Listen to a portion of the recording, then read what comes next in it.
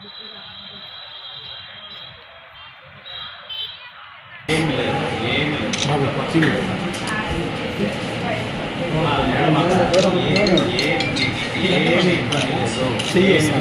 మేము వస్తాము. Police already DSP గారు బైండ్ ఓవర్ పెట్టారు. ఏమి ఇబ్బంది మీరు ఏడవాల్సిన అవసరం లేదు, భయపడాల్సిన అవసరం లేదు. ఎనీ టైం మీరు మిమ్మల్ని చూసి వాళ్ళు భయపడాలి. ఎందుకంటే మనం లీగల్గానే ఉన్నాం.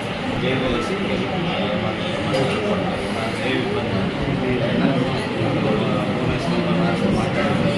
చెప్పాడా మాట్లాడి ఏమి ఇబ్బంది నా కూడా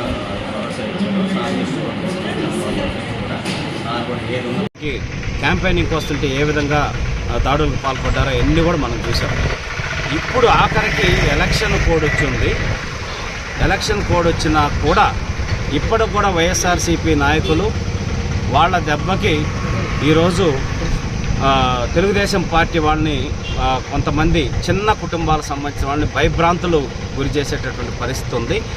ఈరోజు 89 పెద్దూరు పంచాయతీలో నస్రుల్లా, సలీమా భార్యాభర్తలు వాళ్ళు వైసీపీ సానుభూతి పరులుగా ఉండేవాళ్ళు.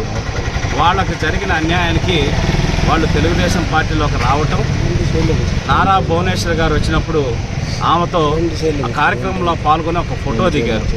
దానికి సత్య అనేటటువంటి రౌడీ షీటరు, రమేష్ అనేటటువంటి వార్డు మెంబరు, ఇంకా కొంతమంది యువకులు కలిసి మీరు వెళ్ళి ఆ కార్యక్రమంలో పాల్గొంటారా అని చెప్పనేసి వాళ్ళని రోడ్డు మీద పడేసి నస్రుల్లాని కొట్టడం, మళ్ళీ ఏంటని ప్రశ్నించిన వాళ్ళ భార్యను కూడా ఆడ మనిషిని కూడా చూడకుండా దారుణంగా కన్ను దగ్గరంతా కూడా దెబ్బలు తగిలేటట్టు కొట్టడం జరిగింది.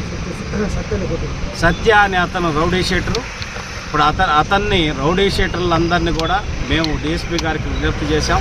ఇటువంటి వాళ్ళందరినీ మీరు కంట్రోల్లో పెట్టకపోతే, ఇటువంటి అరాచక శక్తుల్ని కంట్రోల్లో పెట్టకపోతే ఎన్నికలు సజావుగా జరిగేటటువంటి పరిస్థితి ఉండదు, లా అండ్ ఆర్డర్ దెబ్బతినేటటువంటి పరిస్థితి ఉంటుంది. కాబట్టి 100% ఈరోజు మిగతా చాలా చోట్ల చాలా గ్రామాల్లో కూడా రాత్రిపూట అనవసరమైన గొడవలు చేయటం, తాగి తెలుగుదేశం పార్టీ కార్యకర్తల ఇళ్ల మీదకి దాడులకు రావడం, ఇట్లాంటి చాలా గ్రామాల్లో జరుగుతున్నాయి.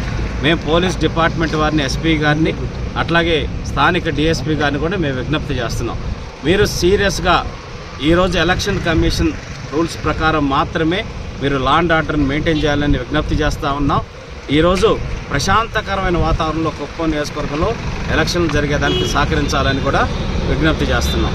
అట్లాగే నారా భువనేశ్వర్ గారు మొన్న వచ్చినప్పుడు కార్యకర్త కోసం నేను ఉంటానని చెప్పడం జరిగింది. ఈ విషయం తెలుసుకొని నిన్న సాయంత్రం నస్రుల్లాకి ఫోన్ చేసి, అలాగే వాళ్ళ నస్రుల్లాతోటి వాళ్ళ భార్యతోటి ఇద్దరితో నారా భువనేశ్వర్ గారు మాట్లాడటం జరిగింది. మీరు ఏం భయపడాల్సిన అవసరం లేదు, చట్టపరంగా అన్ని రకాలైన చర్యలు మన నాయకులు తీసుకుంటారు.